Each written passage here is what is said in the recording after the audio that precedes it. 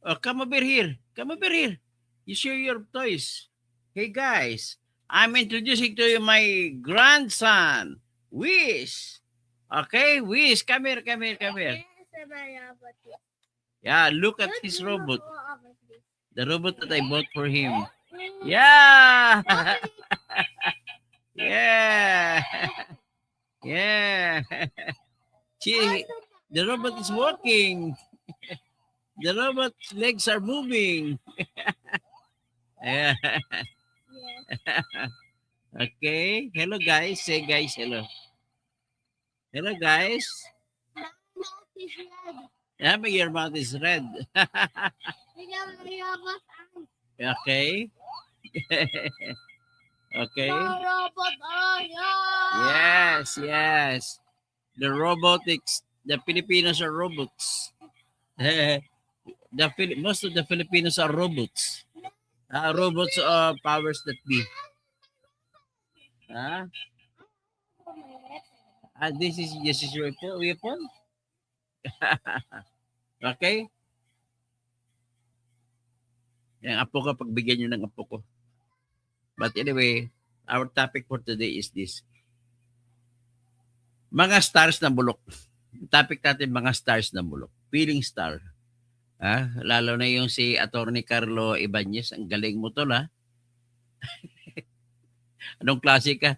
Nagpaparockstar. Huwag mong tawagin, huwag mong alsahin ang upuan mo.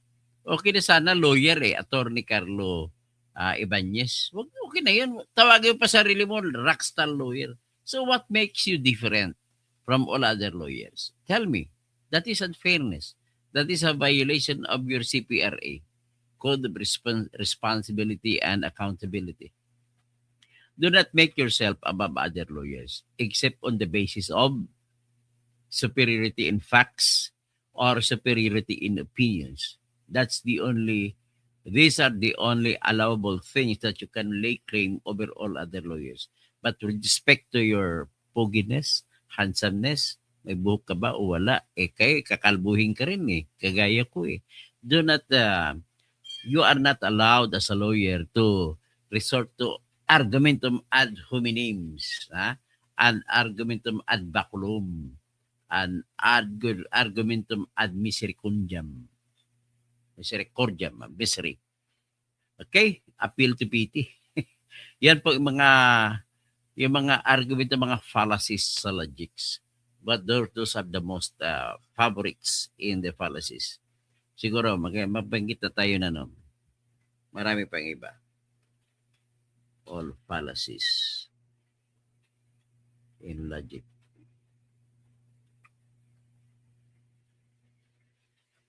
Ang tawag dyan, fallacies, no?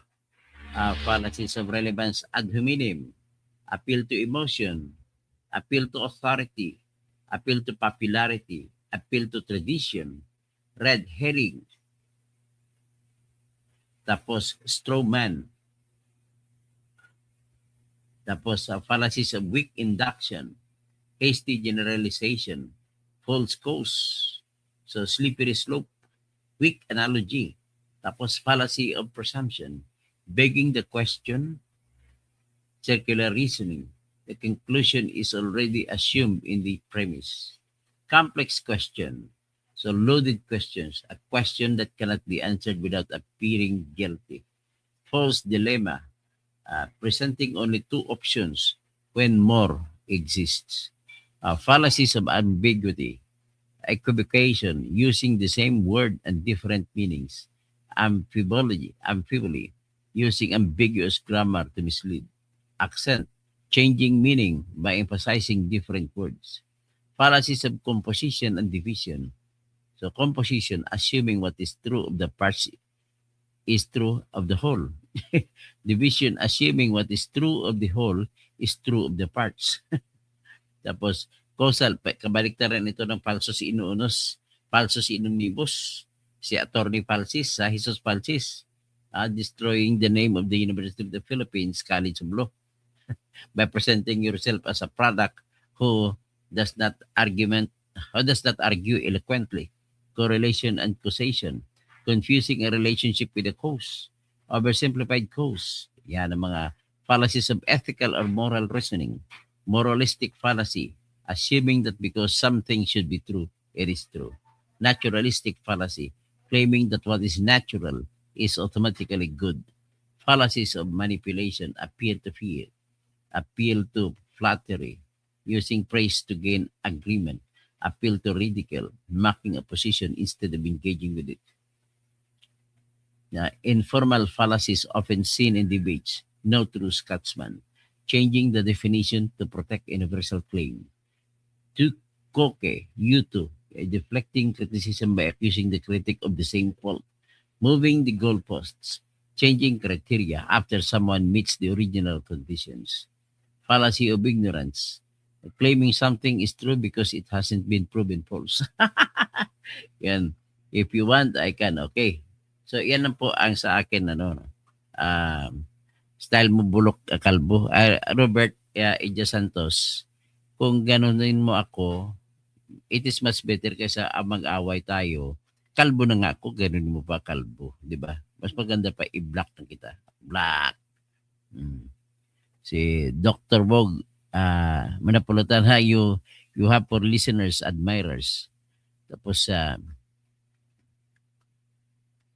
sino pa to? Okay.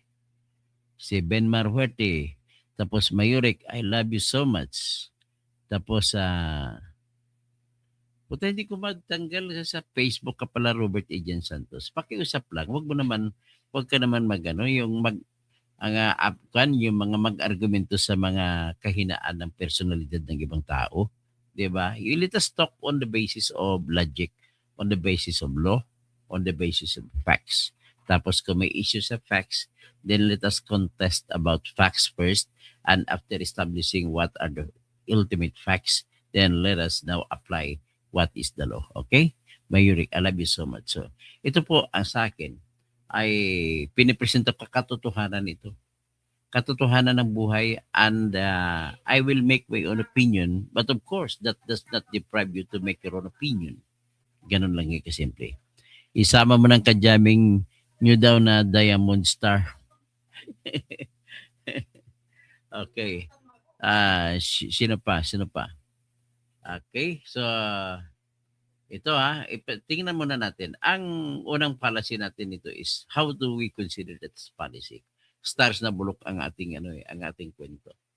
We will discuss about Sharon Cuneta.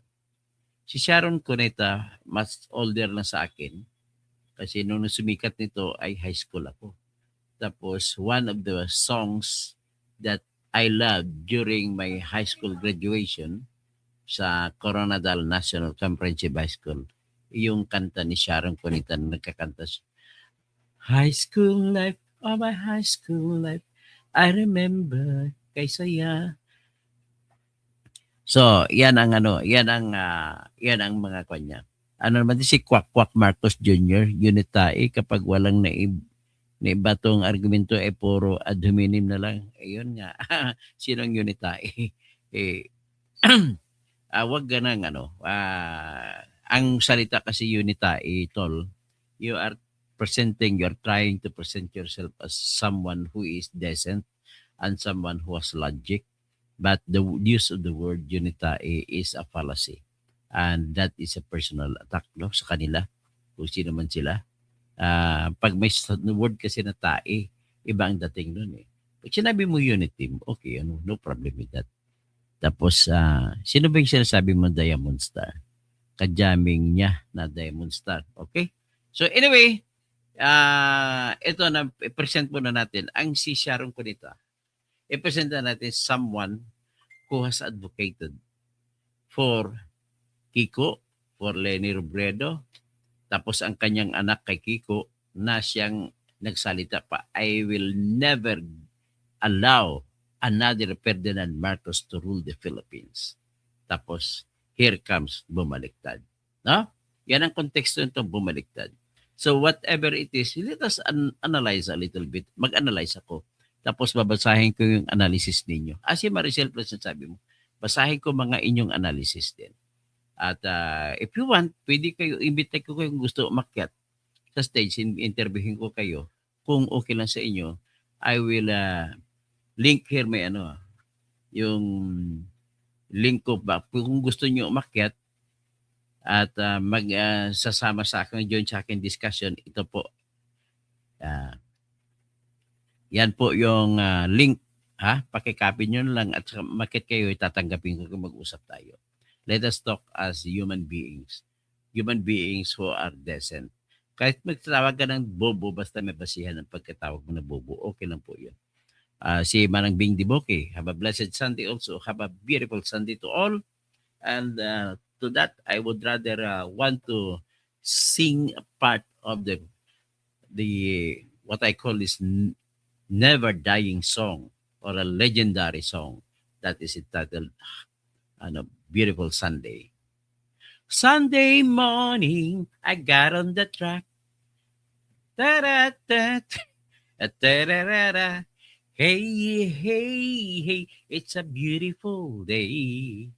This is my beautiful Sunday. This is my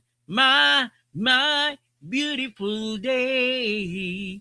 Yan naman, na-spoil natin kakanta-kanta tayo so as not to spoil our Sunday. Ngayon pa naman ng church day sa mga Kristiyano. Sa mga Muslims, hindi kayo ng church day. Ang church day ng Muslim is Friday. Tapos, I just don't know. I'm guessing kung sino may iglesia ni Kristo dito. Pakibanggit nga kung anong church din ng iglesia. Tingnan ko rito. I want to honor our religions. Ang alam ko, Hubis ito eh.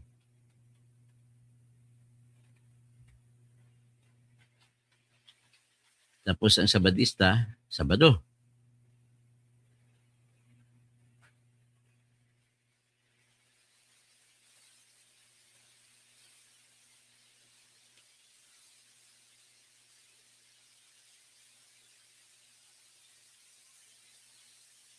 Ang binigay sa akin, anniversary eh. Oh, what day in a week?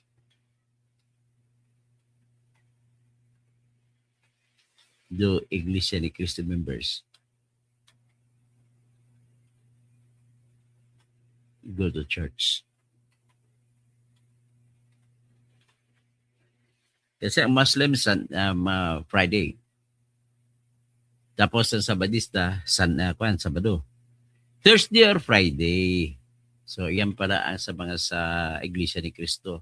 Tapos sa mga Muslims Friday. Tapos sa mga Sabadista Saturday. Tapos sa mga Katoliko at ibang Kristiyano Sunday. So okay. Maraming salamat na bago ko mag-umpisa, ibabatiin ko muna kayo. Vicente Barnedo, araw at gabi akong susubaybay sa iyo, mga vlogs. Dami ko natutunan. Salamat po. Si Roger Dakay, sa tanong vlogger, sir, ikaw ang nindot paminawon kay daghan ka makatunan. Salamat po. Gregory Babaran, kabubuhan po ba yung bumoto at sumuporta sa mga pro-China? Anong pro-China? Hindi po kabubuhan yan. Kung bumoto ka, just the same, kung gusto mo bumoto sa pro-US, walang problema. Bakit anong galit mo sa China? Dahil lang ni Ram? Okay, magkwento tayo sa sunod na vlog ko. Kung anong dahilan. Let us also respect their bakit sila gumawa ganon. Hindi mo inalam kung bakit sila ganon. Vicente Junior Barnido, good day, Engineer Toto Tirador, believe ako sa iyo. Hindi ka dilaw, hindi ka didiis sa tama at katotohanan ka lang. Pareho tayo, kalbo, at proud ako sa iyo. Salamat po, kapwa kalbo. Kapwa, kakalbs. Kakalbo ha. Bernard Magtibay. Tapos, so yan po, pag-usapan natin si Brin Maayong Udto from Coronadal. Brin, Maayong Udto. Si Maria Fema Duterte. Sige, Maayong Udto. Shout out kay Jomar. Pag-Baker, good morning po, Dr. Tirador. Ito ngayon ang tirahin natin. I will let you decide, pero mayroon akong opinion. Ang unang discuss natin si Sharon Cunita, tinawag siya na megastar. Tapos, of course, I will admit na nung bata pa ako, crush ko yan, kaya nasumikat yan eh. Diba? So, ngayon, ang mangyari, dali lang may sasagutin lang ako. May istorbo tayo, pero kailangan ko sagutin. Sandali lang. Sagutin ko lang. Chat mo na lang, nag-live ako.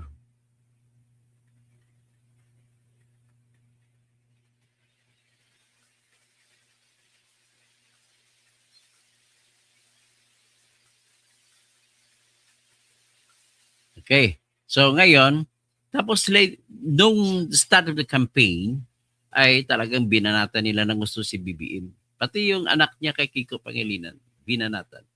Tapos here comes Sharon. Ngayon, babaliktad kay BBM nung pumunta si BBM sa concert niya. Bakit?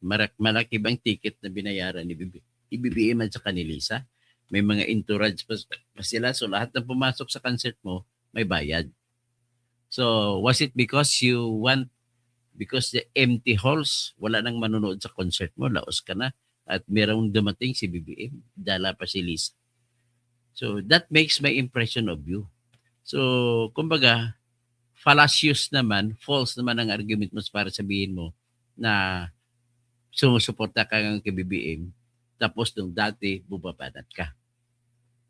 Na sinasabi mo ngayon na mali yung choice ni BBM sa pagka-Vice President. Bakit?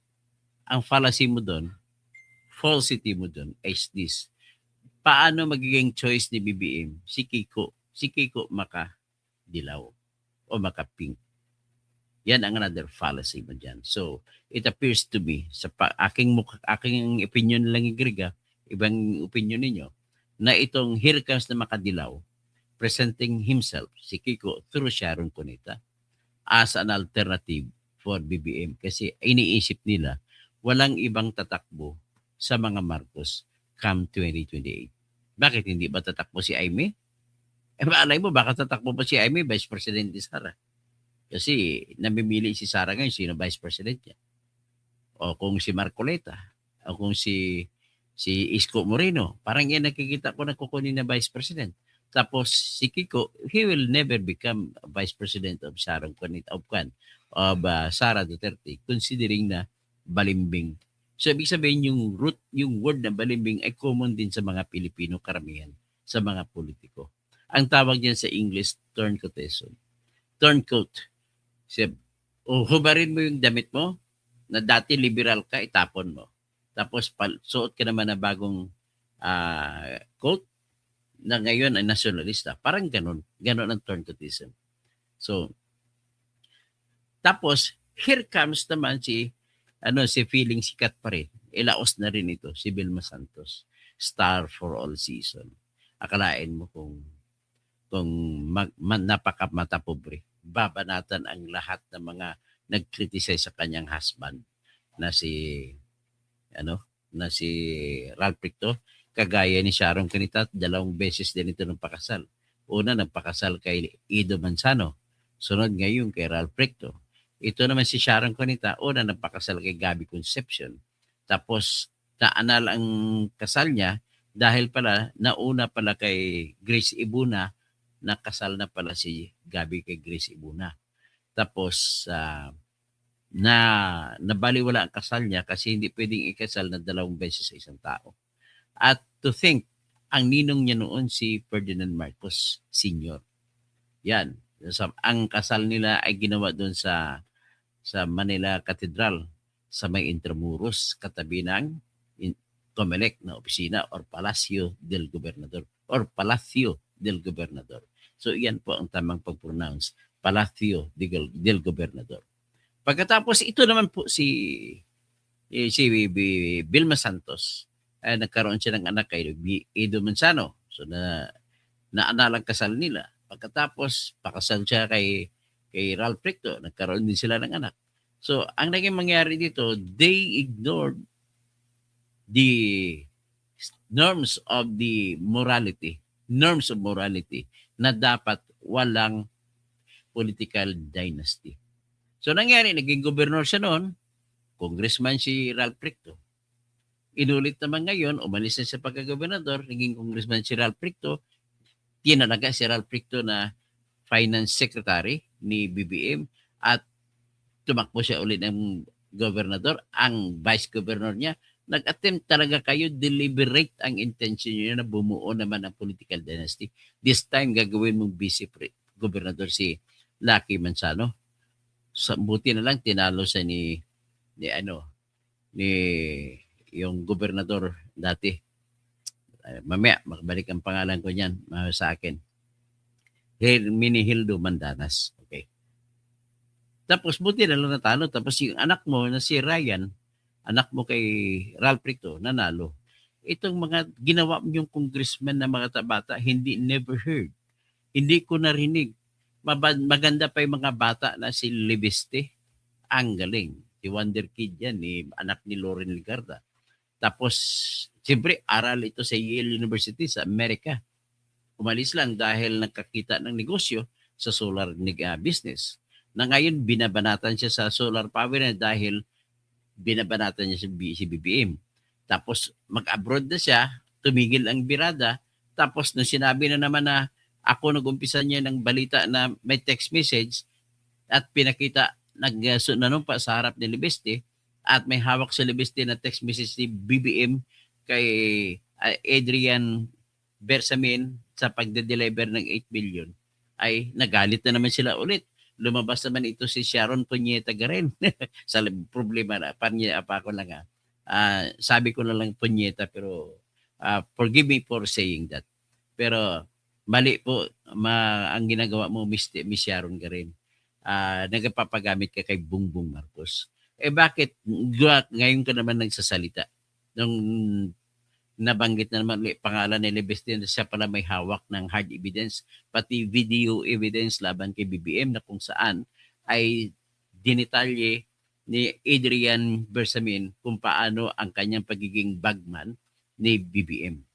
Pagkatapos niyan, dadako tayo dun sa yung tinira naman niya si Ekwan, kaibigan ni Sharon Cunita si Sara, ini-endorso pa niya. Parang kaibigan, iniyakap pa niya. Yung yakap Judas pala. Hindi halik Judas, hindi yakap Judas. Pagkatapos nun, binira si Sharon Cunita ng anak ni kapatid ni Sara na si Kitty Duterte. Pagkatapos naman, i-presenta natin itong isang ay mapagkunwaring abogado. Tinawag sarili na rockstar lawyer. What entitlement that you have, that you call yourself as entitled as rockstar lawyer, Attorney Carlo Ibanez? Bakit mas magaling pa ba sa akin? Pagdating sa batas? Pare-pareho lang.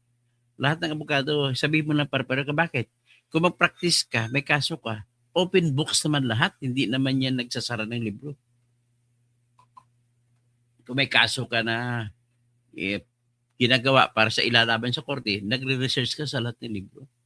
Kaya do not call yourself as a lawyer above all other lawyers. Then you call yourself as rockstar lawyer. Define rockstar lawyer. Yan ba rockstar lawyer kasi magaling kang kumanta? I don't think so. Hindi ko naman narinig kumanta ka. So kaya i-present muna natin itong mga katarantaduhan ng mga Pilipino na mga Pilipinong mga popular o ano nagpumasok ng hangin sa ulo nila. Ito, pakinggan muna natin si Sharon Cunita noong araw na ayaw pa niya galit sa kay BBM. Ito.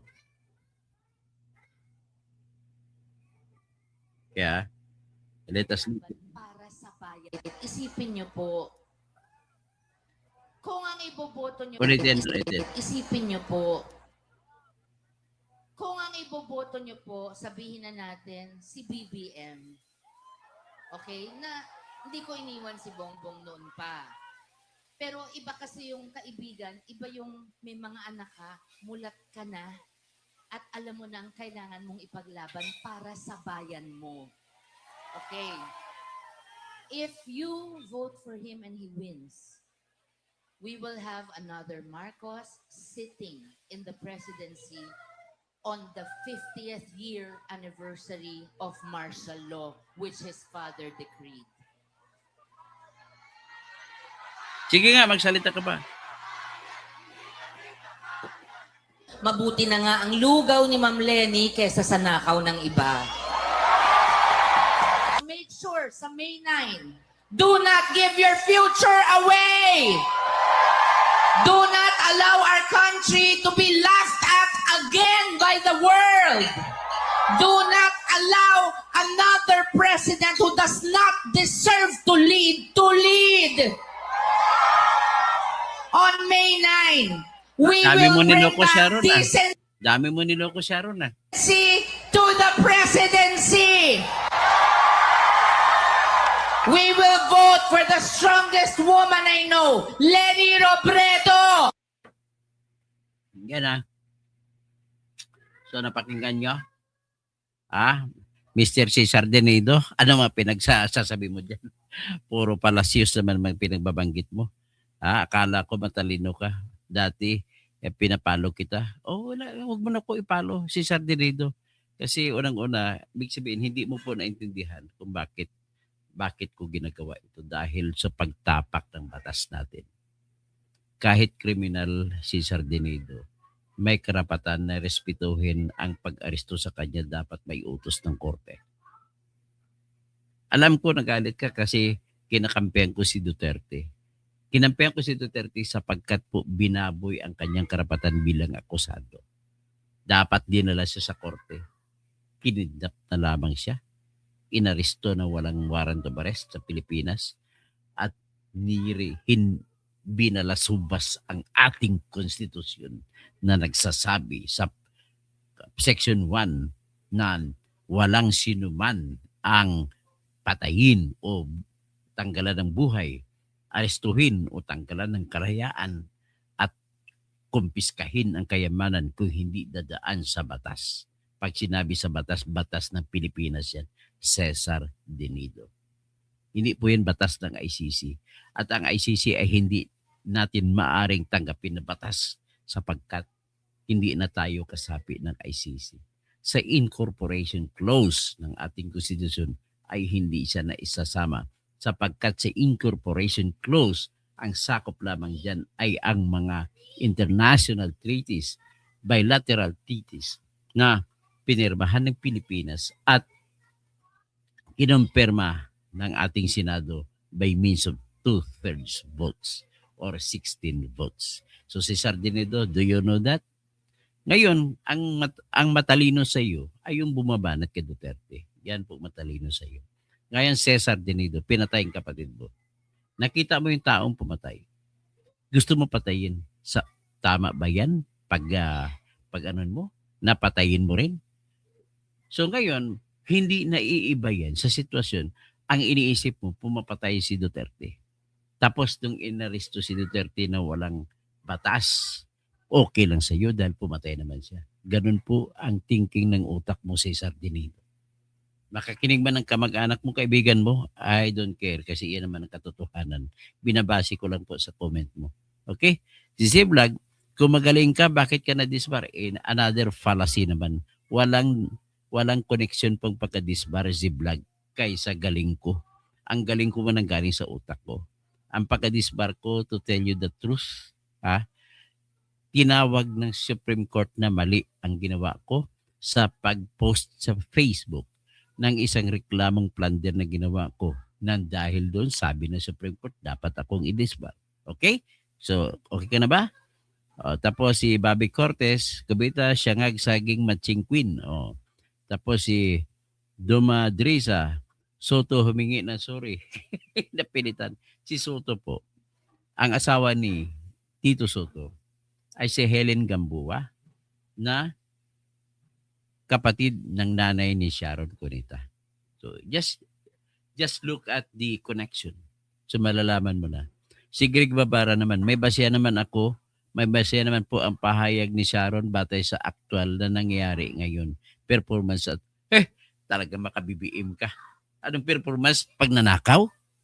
Pagnanakaw yung Greg, hindi mo pa kilalanin ang pagnanakaw niya? Grabe ng ebidensya. Sobra ka naman, Greg, kaya ikaw ang Pilipino na dapat, dapat mga Pilipino na gano'n ang utak. Pasensya ka na. Ano lang yan. Rhetorics ko lang yan. Wag mo iseryosohin yan. Siya po si Heidelby Bagay. Love. The Madresa. Good morning, Patrona. Dito ko noon sa iyo, Melbourne, may naalala ko Senador Soto. Hinaya niyang kasuotan ng kaharian ng Saudi Arabia. Pinalabas sa Itbulaga ay galit gobyerno ng Saudi. Mali talaga yan. Disrespect po yun sa kanilang, parang walang iba yan sa ginawa ni Tariela. Ang sa kay Soto naman, ginawa niyang kasuotan, no? Hinayaan niya kasuotan ng kaharian ng Saudi Arabia, pinalabas sa Itbulaga. Siyempre magagalit yung mga Royal Kingdom. In the same manner, si J. Tariela, nilagyan niya ng sungay ang mukha ni Xi Jinping. Natural magagalit yun. Kasi below the belt ang mga tira eh. Yan ang mga taong below the belt ang mga tira. Kagaya kay sino to isa? Si si Sardinedo. Mga walang argumento yan ay mga bobo. Pag gumagamit na po kayo ng below the belt, ibig sabihin po, kulang ang utak ninyo. Hindi niyo mahabol ang tamang argumento. Tapos, tama si Pagaw Baker, if the price is right. Kaya nga, sabi ko kanina, laos na kasi si Sharon eh. Aminin mo na hindi. Laos na siya. Ako dati, nanonood pa ako lagi sa TV kapag nakita ko siya. Ngayon wala na eh. So, Arbiliaga Kusan, isa pala ito DDS. Ano kung DDS? Ano bang masama sa DDS? Ha? Sabihin ko sa iyo, tanungin kita, ano bang masama sa DDS? Wala na bang karapatan mabuhay ang DDS? Arbilo Gokusan, akala mo ikaw lang? Tumatanda na hindi nag-iisip kung sino ang tama. Bakit? Sino bang tama? Si Leni Robredo? Si BBM? Sabihin mo nga kung tama sila. Ano meron ka? Anong argumento pa? Ano ang katuwiran mo? Ilagay mo ang justification mo. Bakit hindi tama yung aking na alam ko na binababoy ang kanyang karapatan? Maraming pinatay? Asan ang ebidensya mo na maraming pinatay siya? Sino bang pumatay? Di ba mga pulis? Grabe ka kung magsalita. Tapos, ano ang adik-adik din para patayin ng tauhan? So, ibig sabihin, may kamag-anak ka na adik na pinatay? Ganun ba? Arbiliaga Kaukusan? Si Lourdes, Mercado. Nako, Lenny, ka-group ni Juma Season yan. Tapos si Marlon Reyes, matagal na bulok yan, ibalot mo ako sa baluta. Jomari, ganyan ang loyalista, bulag sa katotohanan. Hedel B. Baggy, Helen Baguio po ako, nasa FB page ako. Ganun ba? Si Helen Baguio, si Hedel B. pala kayo. Tapos si Gregorio Babaran, ang binabanggit ko po ay ang performance ni Okik at Lustay. Wala naman performance, talo nga sa debate si Kiko. Greg, talo sa debate. Si Lustay, ang naman, tawag mo lang Lustay, pero wala kang ebidensya na nagnakaw yung babae. Mayroon akong kagaya sa akin, naniniwala ako na may kinuha yan. Pero ang problema, iba yung paniniwala, Greg. Iba yung ebidensya sa ngayon. Hindi sapat kagaya sa mali-malita na ebidensya laban kay Bongbong Marcos. Bakit hindi nagsasalita si Kiko?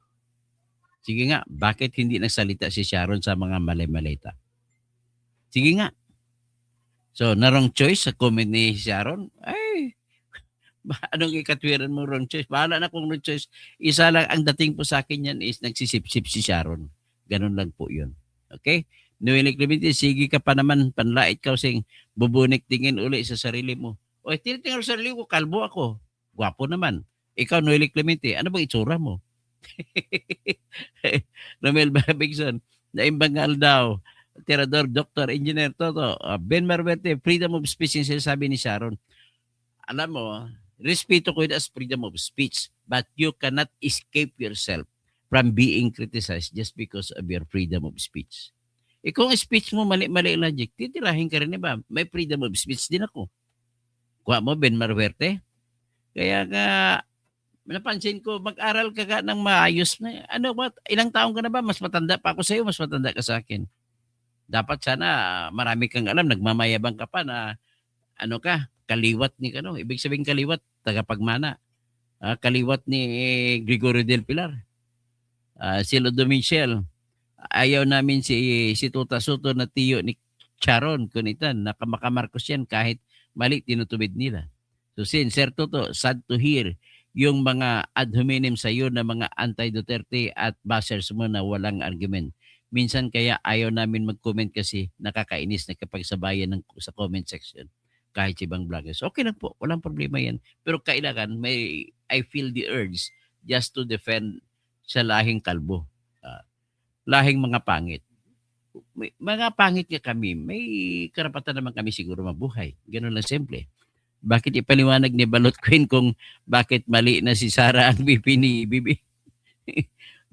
Rose Flores Mayer, Duterte is pampangulo ng Pilipinas, mga pulis ang pumatay, ubos ang taas, Digong, kanya'y ayon, kulong. Kaya ibig sabihin, sa totoo lang, naniwala ako na si Digong may kasalanan dyan. But then, it's one thing kung naniniwala ka. It's another thing na respetuhin mo karapatan ng isang kriminal. Ulitin ko lang, kahit rapist pa yan, ang hinuli ng pulis, nakikita ng tatay ng ni-rape, papatayin, may karapatan bang tatay ng ni-rape na pumatay? Ganun lang yan. So may karapatan bang pulis mag-aresto sa taong tinuturo na ng rape dahil sa tinuturo siya? May karapatan bang pulis manghuli kung walang warrant of arrest at hindi niya nakita yung actual na pagre-rape? Kasi sa batas po ng Pilipinas, let me be clear, and I'll say this with stress.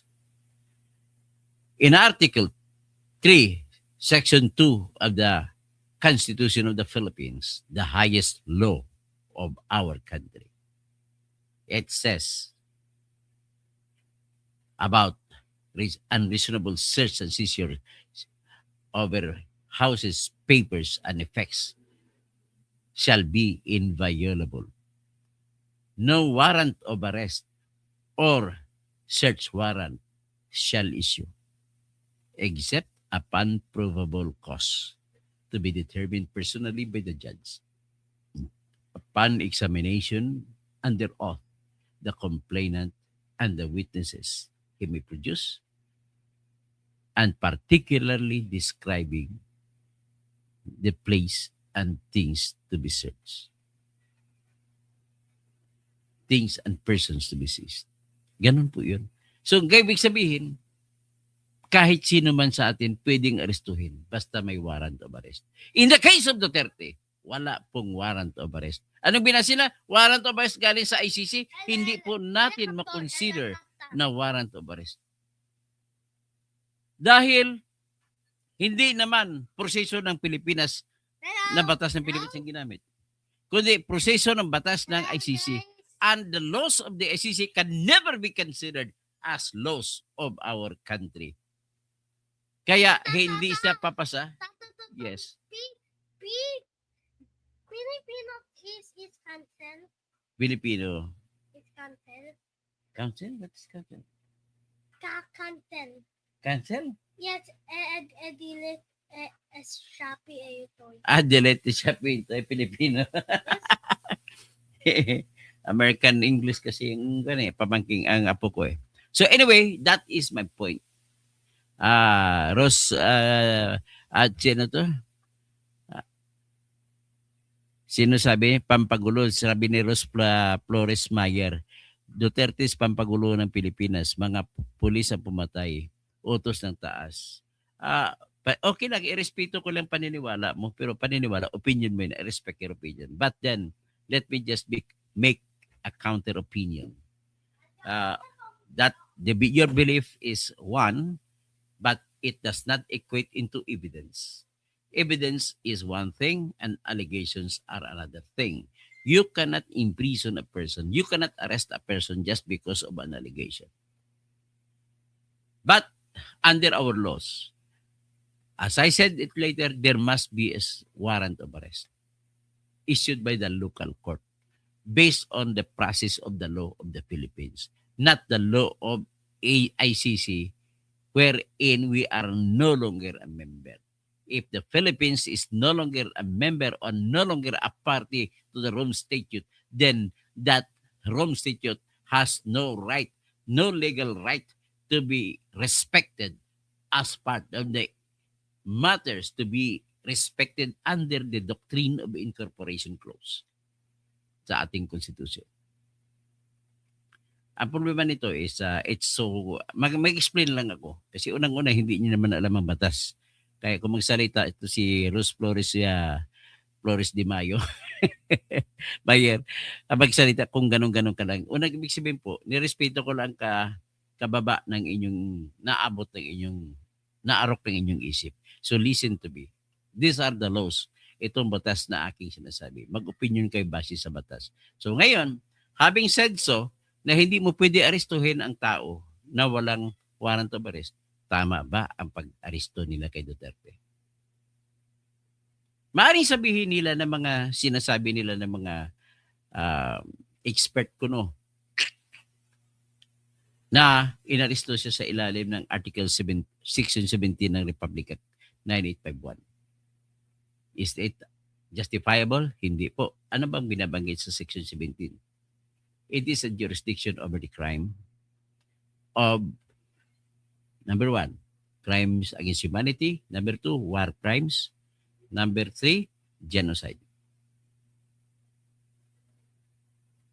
The Philippines can, or any court in the Philippines can acquire jurisdiction over these cases committed, number 1, in the Philippines. Number 2, committed by Filipinos anywhere. Number 3, committed by any nationality against the Filipinos. Even if committed somewhere else outside the Philippines. Yun ang jurisdiction. Next, it speaks about the Philippines may option ng Philippines, may not investigate into the case if there is already that other country or an international body that already investigates or is investigating or has investigated and is already running the trial or has convicted the person. So the Philippines, may option ng Pilipinas na hindi na imbestigahan.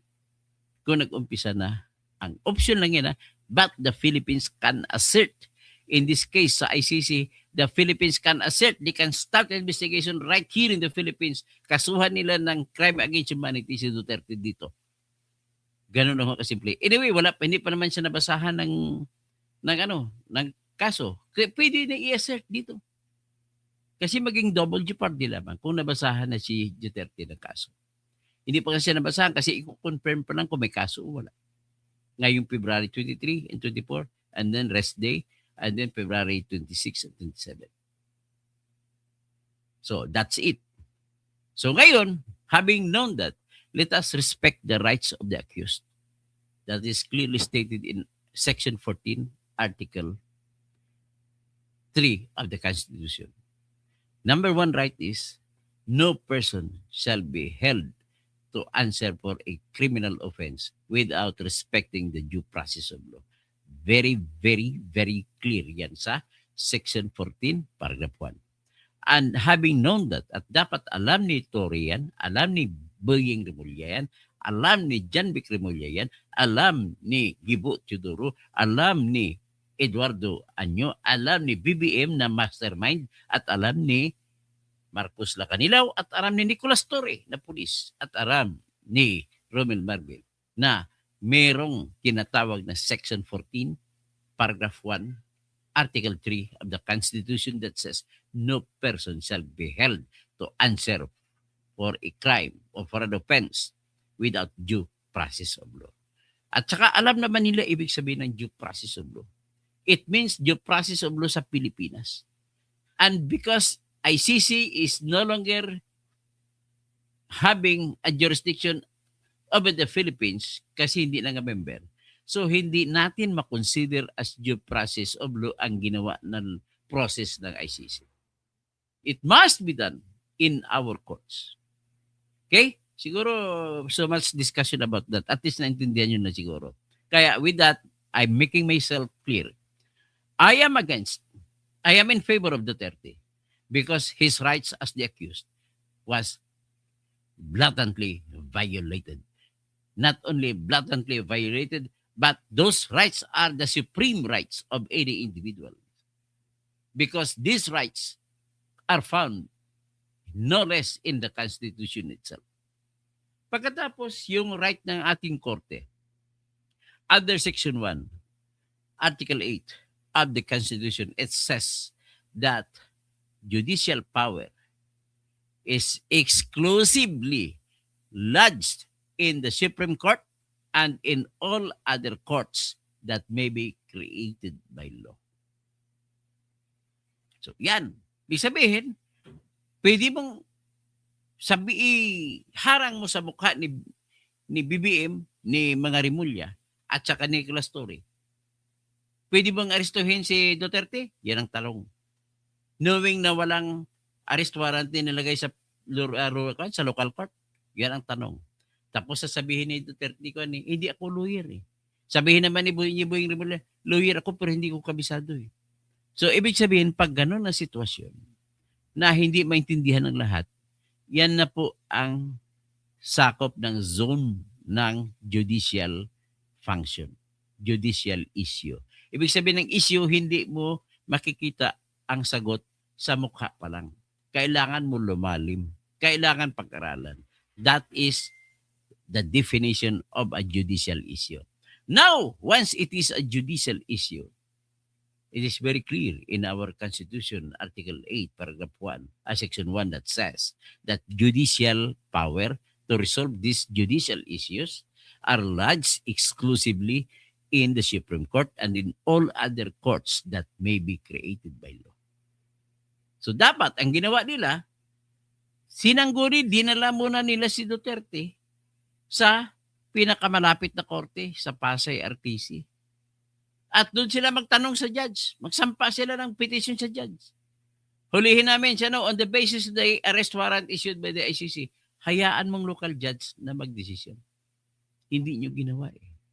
So that makes you in bad faith. Ibig sabihin, nagmamadali kayo. Ibig sabihin, isa lang ang target niyo. Because you were of the thought, may isipan kayo na kapag dinala na si Duterte sa dihig, ay mananalo na kayo sa eleksyon, mga alyansa. Tapos, come to think of it, March 24, 2025, naghatid ng 8 billion kay Adrian Bersamin. At nag-text si Adrian Bersamin kay BBM, Sir, andito na po. Okay, good. We good. V good. V as in victory, tapos good. Yan ang sagot. Very good, ibig sabihin. Yun pala, ginamit ba yun? Yung 2 billion na 8 billion na yun, doon kinuha, pinambayad sa ICC para lamang arestuhin si Duterte.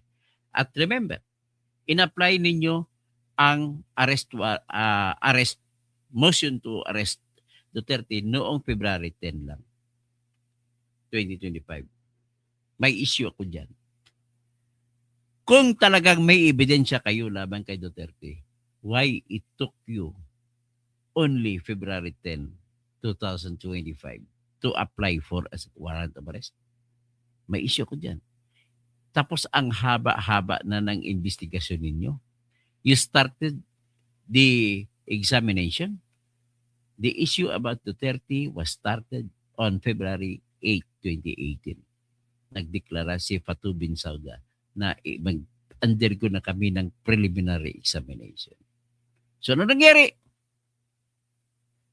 March 16, 2018, nagsampa ang gobyerno ni Duterte ng withdrawal from membership in the Rome Statute. Under the Rome Statute, sa Article 1 to 7, there is 1 year within which that withdrawal will become effective. O di kaya sabihin natin, shall become effective. So 1 year from March 16, 2018. Ibig sabihin, alam na dapat ni Fatou Bensouda na may hinahabol siyang deadline. Ang last day to file niya a case against Duterte by means of applying for authority to investigate into the case of the Philippines ay only until March 16, 2019. Pero wala siyang ginawa. Anong ginawa niya? Hinintay pa noong May 24, 2021 saka mag-apply ng authority, humingi ng authority to investigate or mag-file ng kaso base sa lahat ng mga akusado sa Pilipinas. May 24, 2021 is more than 2 years already if we will measure it from March 17, 2019. Wala na pong hindi na member ng Pilipinas for more than 2 years. Bakit inabot 2 years? Ibig sabihin po, wala silang ebidensya nakita na para magpapatunay na si Duterte ang nag-utos ng lahat ng patay dito. Yan po ang aking ebidensya na wala silang ebidensya. Otherwise, maaga pa yan kung talagang may ebidensya sila. Ganon po sa investigasyon. No, I think Okay. So with that, it is my second evidence. Bad here. Okay. It is my second evidence na wala silang ebidensya laban kay Duterte. At malalaman pa lang natin kung talaga may ebidensya pagkatapos ito confirmation hearing. But as of now, I am here seeing and saying without fear of contradiction that there is no complete evidence against Duterte for the purpose of trying him. Iba pa yung ebidensya na for the purpose of convicting him. Proof beyond reasonable doubt naman yun. So, why did it take more than 2 years? Or more than 18 and 21, that is 19, 20, 21, 3 years. More than 3 years bago makapag-file ng kaso laban kay Duterte. Bakit? Isa lang ang rason dyan. Wala kayong ebidensya. Kasi kung talagang may ebidensya, hindi po yan tatagal. Makakakita kayo ng ebidensya. Inantay nyo pa, October 2020, ay nagpakita si Las Cañas doon sa inyo, Domestigo, October 2020. So, ibig sabihin, talagang until Las Cañas came, ang meron lang sa inyong ebidensya ay yung testimonya ni Bato-Bato. So, you relied completely on Las Cañas and Bato-Bato. Pero bakit po? Ang tanong ko, bakit lumampas kayo 3 taon bago kayo maghingi ng authority to investigate? It is only my evidence na talagang wala. Kasi kung ikaw pulis, pag mag-gather ka ng evidence, pag meron, madali lang yan makukuha. Wala namang naitatago Di ba? Tapos kung may authority to investigate ka na, May 24, 2021, inaprubahan ng ICC Pre-Trial Chamber, September 15, 2021.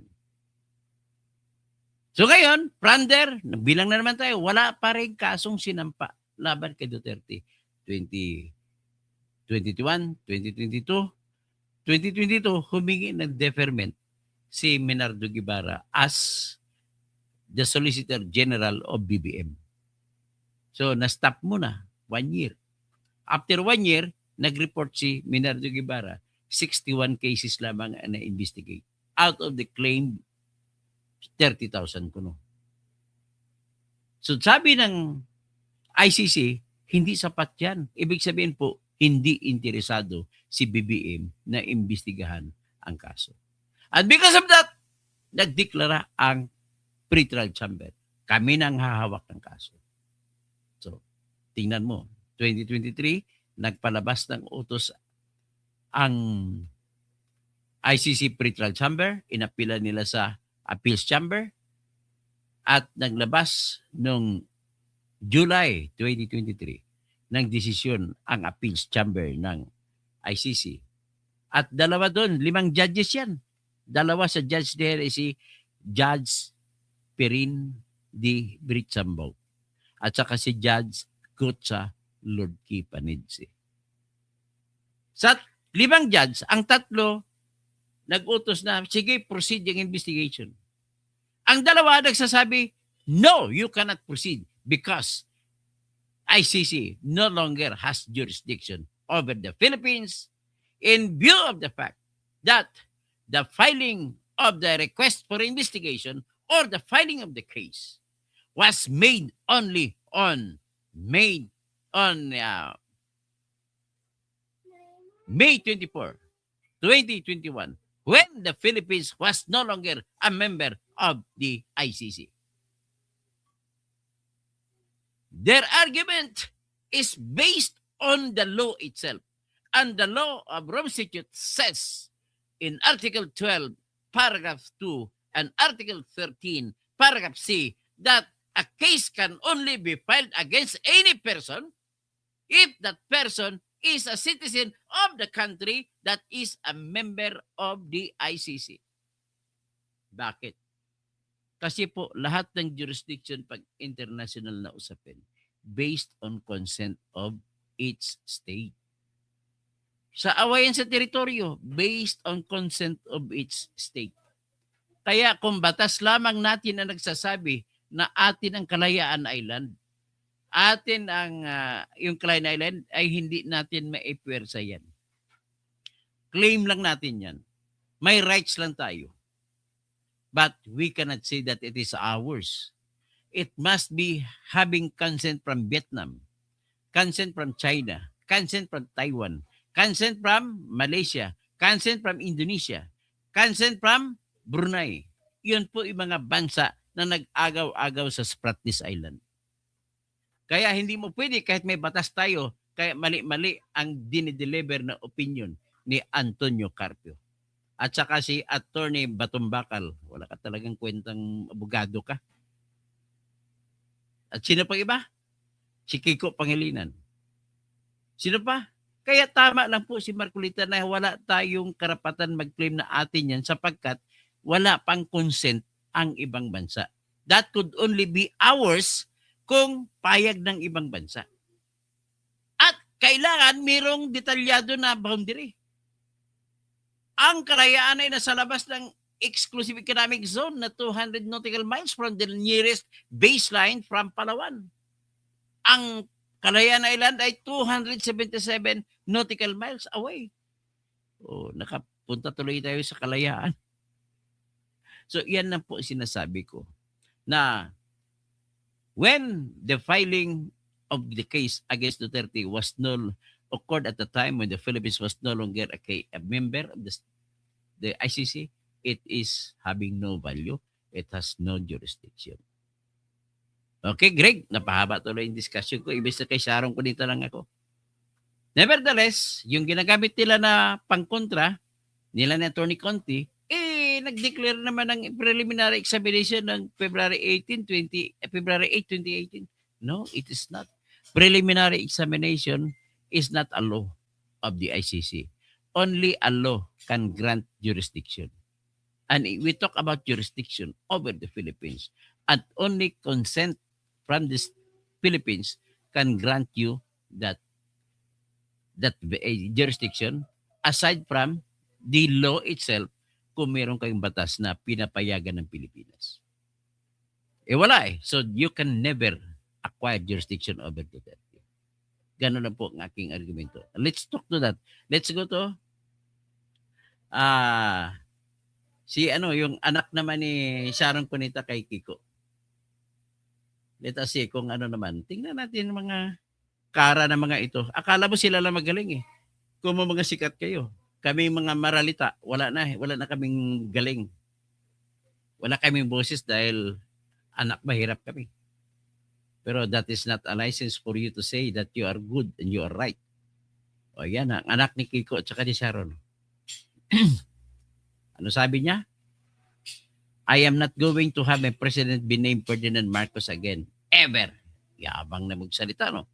Kala mo, makabayan. Pero nangyayari, si tatay mo hindi man lang kinikriticize si BBM sa kanyang mga pagnanakaw sa pera sa Pilipinas. So, is that statement valid? I will not say it is invalid. But I'm only reminding Frankie, your father speaks another thing. Kaya dapat your statement here and the statement of your father comparing or putting aside with each other brings out shame to the Kiko Pangilinan family. Yan lang po masasabi ko dyan. Next. Nagsalita na to. Si Sharon Cunita na ayaw. So, titingnan naman natin ngayon ang pagsisip-sip ni Ate Shawi kay BBM. Which is totally 180 degrees turnaround. Hindi 360 180 degrees turnaround. Nawala na, tagalan tuloy tayo. 1 hour na. Okay. Mr. President, Madam First Lady, it is the first time I am going to sing for you in many, many, many years. I just want to say, Mr. President, You have been elected by the people. You are the president of all of us. And I just pray that some people would leave you alone to do your job.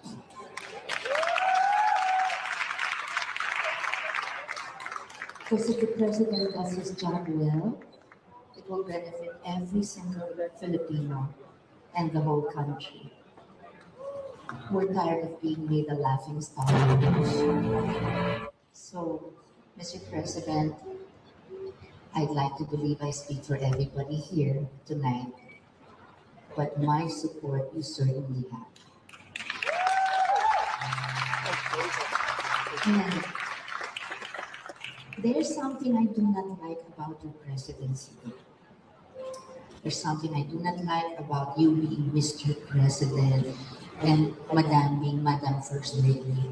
I think it's the fact that I miss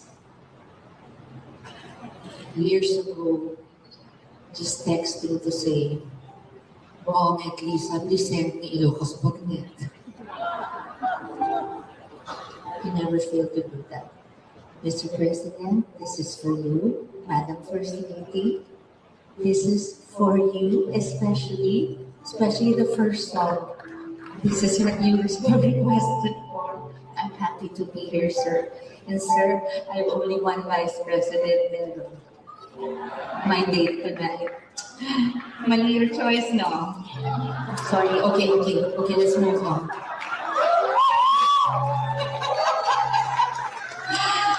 Basta, Mr. President, you have my support.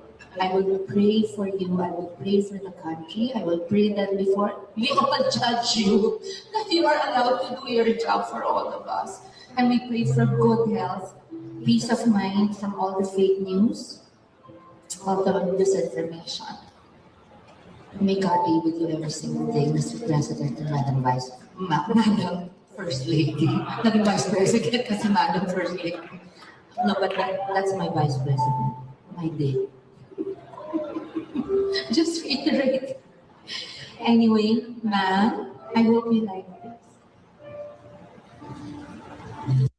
Kita mo? What does that it mean? Sip-sip. Wala nang iba. Sip-sip. Kasip-sipan. Okay? So, ngayon, let's go to, malapit na isang oras. Let's go to,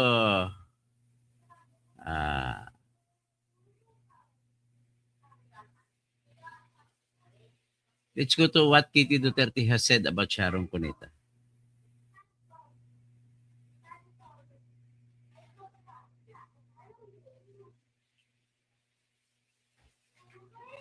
Yan. Magandang araw mga kaibigan. Bigyan natin ng reaction ito. For your information, hindi ginusto ng ate ko na makatandem yung pangulo nyo nung eleksyon. Kung di lang siya pinilit ng Marcos family, ayaw ng tatay ko sa PBBM mo noon pa. Nag-warning na nga si Dada, di ba? And for your information, Madam Artista, kung wala ate ko noon, walang Marcos na presidente ngayon, tumanda kang walang ano yun, tatadaan, pinagtatandaan. Totoo naman. Ano ba pinagsasabi mo? O tinawag ka tuloy na Sharon Cubeta? Huwag naman, pangit naman. Ayoko naman yun. Sharon Cuneta. Call her by the name. Okay? So ito naman, let's talk about ang reaction naman ni si Sara naman. Una, baliktad ni Sharon. Una, pinopromote si BBM, I love you BBM pa. Ngayon, pagkatapos, iba na. To be fair to you.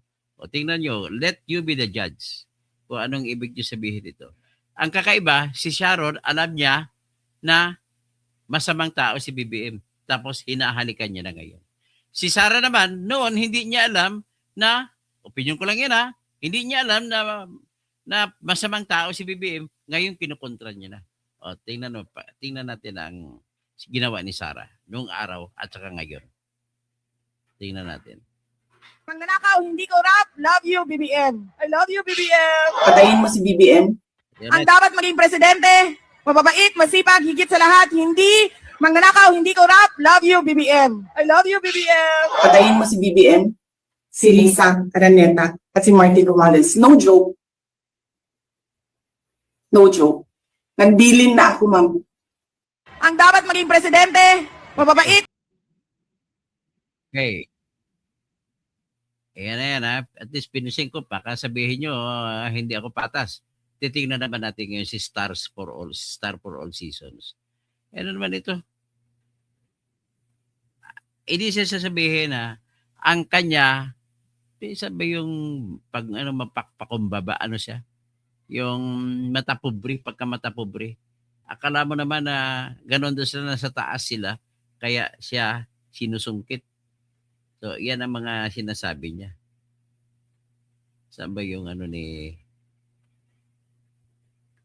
matapobre?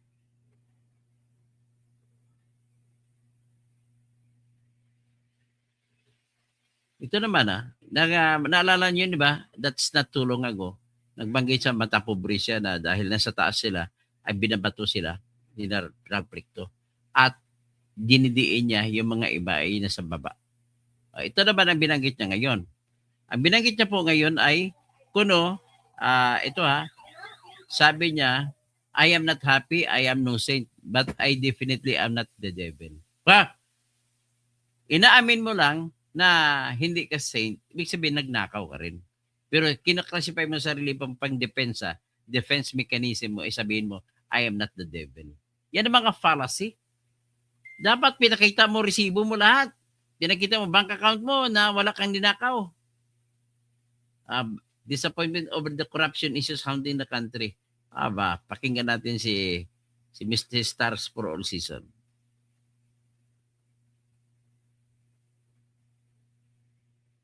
Tingnan natin kung makakagusto kayo sa kanya. Siyempre, I am not happy because at the end of the day, hindi sila ang namomroblema. Pilipino ang namomroblema. Yes. Hindi kami na problema. Kami na problema. Ikaw hindi na problema kasi marami kang pera. Hindi ako, I don't want to be, I am not being self-righteous. I am not If you will not call yourself as not if you call yourself as not self-righteous, bibig sabihin, hindi ka righteous. You must proclaim to the whole world na righteous ka at wala kang ninakaw. saying I am a saint. No. Or are being saint. Ako, tama, ako the best. Of course not. Oh, of course not. Inamin mo na hindi ka magnanakaw ka rin. But the thing is, I am no saint. But definitely, I'm not a devil. Walang kwenta yan. O, tingnan mo naman ngayon ito. Ito, nagtumakbo pa kayo pang promotor ng political dynasty. Tumakbo kayo, ikaw, anak mo, vice governor, tapos isang anak mo, tumatakbo ng pagka-congressman sa pwesto ng asawa mo. Ayan, tingnan mo. So, how can we now see our country? Kinakapitalize din yung inyong popularidad. Wala kayong pinag-iba sa mga tulpo, mga estrada, mga bilyar, mga kaitan. Wala kayong pinag-iba sa mga Zamora sa San Juan. Wala rin kayong pinag-iba. Sino pa? Ang dami-dami. Mga Marcos sa Ilocos. Marcos ng gobernador. Marcos pa rin ang vice-gobernador. Marcos ang congressman sa 1st District. Marcos ang congressman sa 2nd District. Inyo na lahat. Wala. Paano naman ang ibang Ilocano? Wala namang karapatan ng ibang Ilocano. Magagalit nito si Kwan. Si Kabsat Rodi Pareñas. O ngayon, in closing, ay ipapakita ko naman sa initong another self-righteous ko, no? Nakiklaim na siya ay magaling na abogado. Tingnan mo, pakinggan natin si Attorney Carlo Ibanez. Let's say, palakpakan natin siya. Kasi, rockstar lawyer. What make you a rockstar? Tingnan, can you debate with me? Let us debate. Ito, pakinggan mo yung kanyang argumento ng mga mababang uri ng mga abogado. Ang kumampi sa dayuhan, Yan. isipin mo to. Bago dumating ang mga Duterte sa buhay mo, hindi ba't malinaw naman sa'yo kung ano ang tama at mali? Sino ba tinatanong mo? Ha? Pag tinanong mo yun sa mga criminals, na mga politiko, hindi ganun isasagot nila na tama, mali o anong mali, anong tama. Hindi nila sabihin sa'yo kung anong alam nila. Masyado kang nagpresumptuous ang tawag sa'yo. Asan ang facts mo? You are a lawyer, you must depend on the facts. You must establish that it is really a fact that many are believing what is correct and what is not correct. And if you say what is correct, you are dwelling into the province of opinions. And opinions can never be false. No such thing as idea that is false. Pakinggan natin itong kupal na abogado to. Di ba dati, alam mo namang mali ang pumatay ng tao. Sino pa naman nagsasabi na hindi mali? Alam mo din na mali ang mambastos ng babae. Ay, sino man nagsasabi na hindi? Ikaw, nambabastos ka ba? Hindi, kaya may kinakaso na acts of lascivious business. May nang-rape? May kung ano pa. Anong klaseng pambabastos yung ginawa ni Duterte? Ikaw ba hindi nambabastos? Di ba napakaraming nambabastos? Single out mo si Duterte. Mali ang bastusin ng Diyos. Oh, mali bang bastusin ng Diyos? Ano naman ang tawag mo sa ibang mga preacher na nagsasabi walang Diyos?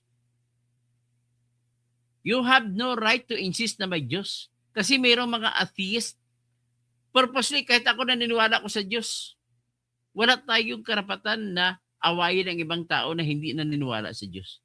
Mali ang lumabag sa batas. Mali Oh, alam mo ba anong nilabag na batas? Babalik ka na naman sa pagpatay. Batas yun. Ano bang ibang batas na nilabag? ang magbanta ng kamatayan sa ibang tao. Oh, mali ang magbanta ng kamatayan sa ibang tao. Ano bang sinasabing mong banta? Yung kay Sarah? Hindi banta yun, iho.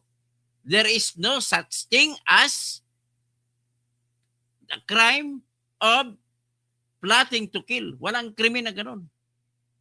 At may kondisyon yun. Kung papatayin siya, gago ka. Abogadong klase, o pasensya na nagbalita o nagsalita ko ng gago. Mali ang kumampi sa dayuhan laban sa sarili. Oh, mali ang kumampi sa dayuhan. Anong sitwasyon? Para kang si Quezon. I'd rather want a country run like hell by a Filipino than a country run by like an angel by the foreigners. Anong kwalifikasyon mo? Laban sa sariling bayan. Ano bang laban na meron? May issue yan. We have to respect also others. Bakit? Amerika lang ang lagi tama? Sampal kita, kalbo ka rin kagaya ko, malapit na maubos ang buhok mo. Sariling bayan. Alam ko na dati obvious sa'yo yan. Pero ano ang nangyari nung dumating si Duterte sa buhay mo? Oh, bakit si Duterte ang ibibigyan mong ano?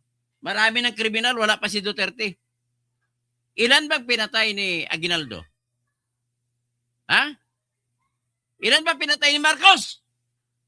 Na senior? Kagago ka. Mali-mali mga kawan mo. Pasensya ng salita ko, kagago. Bobo ka talaga. Mali ng facts mo. Abogado ka, hindi ganun mag-argumento ang abogado. Unti-unti mong ginajustify sa sarili mo na ang mali pwede maging tama. Walang justification mali, tama.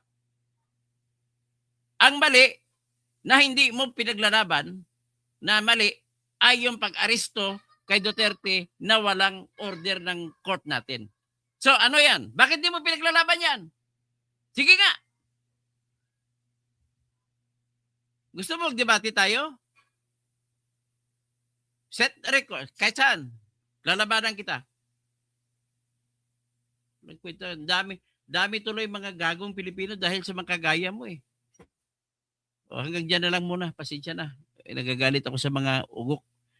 Stone, kung hindi dahil kay Sarah, hindi yan binuto ng mga adiktos, ng mga Marcos. Adik naman talaga si BBM eh. Ano pa sabihin mo, Ben Marwerte? Sabihin mo na hindi adik?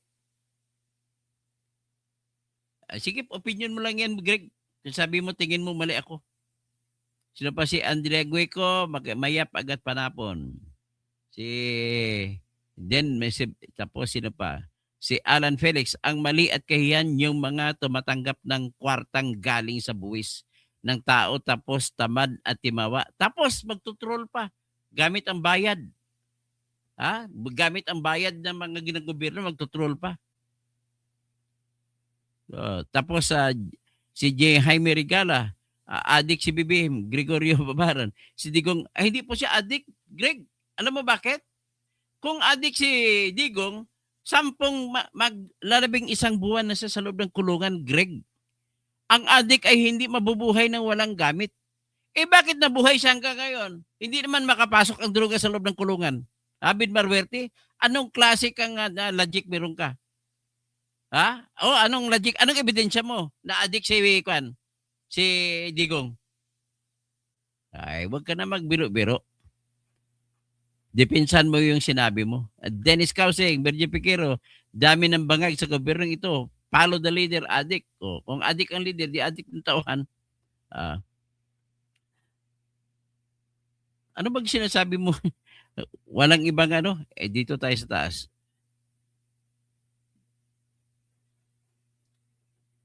Shanice, sama mo na ang kajaming niya doon na si Demon Star, si Maricel Soriano. Addict din yan eh.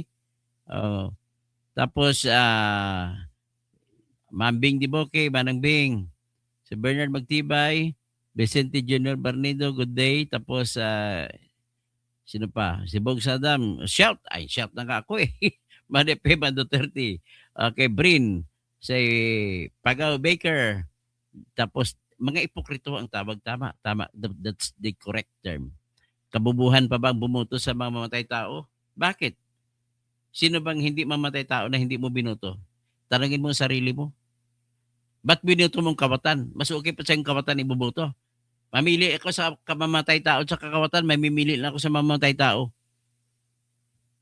Roger Dakay, Sir, dili tanan Muslim nga pareha og rest day kay ang Malaysia og Turkmenistan Sunday ang rest day nila. Ang sa Saudi, Algeria, UAE Friday rest day. Okay. Good to educate me. Tapos Hedelby Bagi, blessed and beautiful Sunday. Dom Madrisa, good morning po, attorney. Dito ko noon sa iyo, Melbourne. May naalala ako, Senador Soto, hinayaan niya kasuotan ng kaharian ng Saudi. Okay, Hidelby Bagi, tapos si Greg Babaran. Greg, may basihan na naman po ang pahayag ni Sar. Walang basihan. Doon madiri sa Soto, bigyan na sorry. Tapos si Sardinedo, isa itong sira ulo. Tawag ko si sira ulo na lang. Hindi na lang bobo. Si Vlog, kung magaling ka, bakit ka nandito? Palasi naman yan. Baby Cartus Cubita, saging matching queen. Tapos Pagaw Baker, if the price is right, yan pala. Tama ang price. Goodbye na. Mag-goodbye na lang ako. Ang problema ko talaga, inaamin ko sa inyo, hinahack ako lagi. Kapag ang topic ko tungkol sa laban kay BBM, hinahack ako. Lagi akong hinahack. Ganun ang nakikita ko. At hindi po ito suspect lang kasi laging nangyayari. Sa tuwing ako'y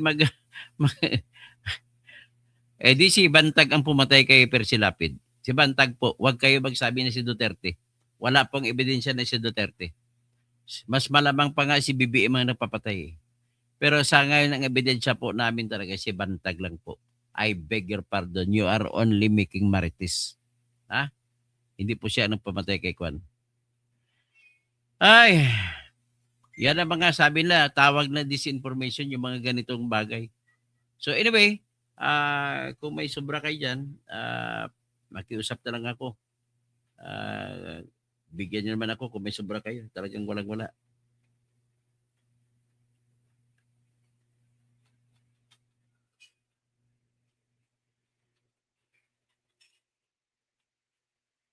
Nakalo na, ipapal ko na kaso. I-prepare ko yung kaso laban sa pagbasura sa impeachment lang kay BBM.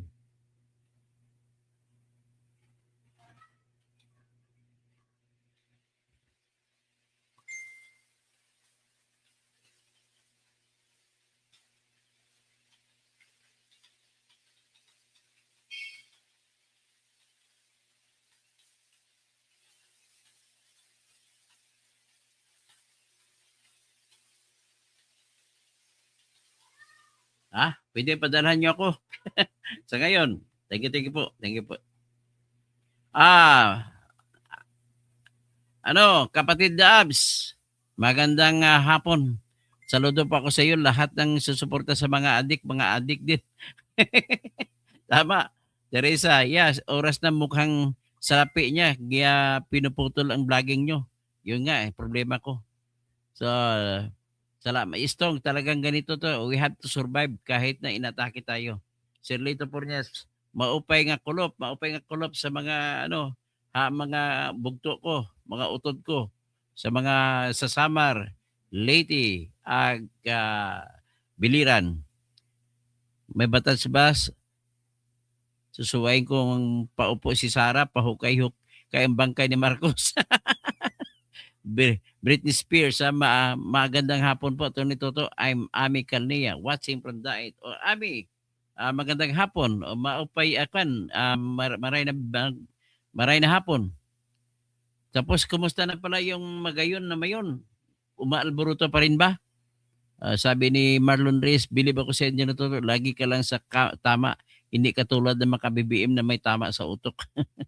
Hilin Bagyo, Istong, adik rin yata si Binmar Werte. Binmar Werte, adik ka daw. Adik ko watching from Singapore. O maya pagkat panapon, mga kabarin. Naibagamalim, kada kayo amin. Ano ba sa mga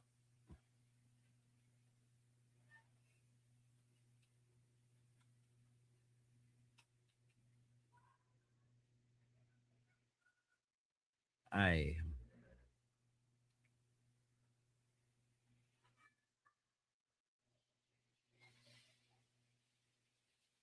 maagi kapon sa mga Pangasinense, mga kamag-anak ko sa Bayambang, mga Sentino family.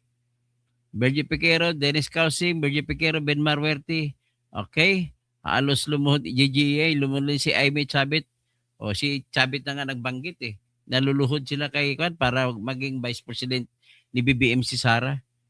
Nakinig lang habang maglinis 17 is Chinese New Year. Sa 17 pag Chinese New Year. O sige, Janalyn Isak, mag-celebrate tayo kasi ako may dugong Chinese din ako.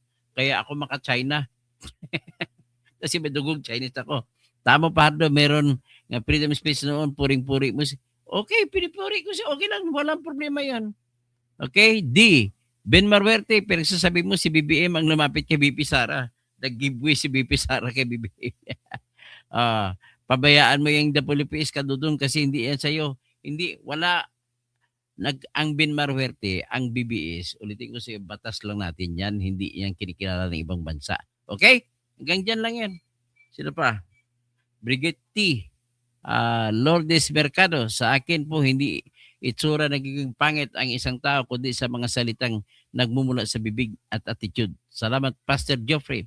Gusto ko kasuhan si Dutay sa Pilipinas para maibsinto sa kaso. Puro tao niya nasa Supreme Court. Oh, tao sa Supreme Court. Sino bang desisyon? Si Leonin po, tao ni Noynoy Aquino yan. Huwag ka na magkunta. Tapos si Kagiwa, tao ni Noynoy yan. Si Noynoy Aquino nag-appoint yan. So, K3R, Katuto, si Dilema Human Rights Chair po siya noon at naging DOJ. Bakit hindi niya pakasuhan si Duterte? Oo nga, dapat siya magkakaso. Hanggang ngayon, hindi siya nagkakaso. Sinabi ni Sharon, freedom of speech, ano pa? Juanito Magalang, opinion ko lang bilang taong bayan, sir. Tutok, itong mga kababayan natin, yung nagnanakaw ng bilyon-bilyon pera ng flood control, kinakampihan pa. Yun, si Kiko Pangilinan, kinakampihan pa si BBM. Okay? Toto, kaya tutok ako sa vlog mo, lalim ng logic mo, pero madaling maintindihan dahil nakabase sa batas. Salamat po, Romel. Marlon Reyes, si Kulit, nandyan na naman, ang cute ng apo. Si Kulit na si Wish. Si Wish Saben.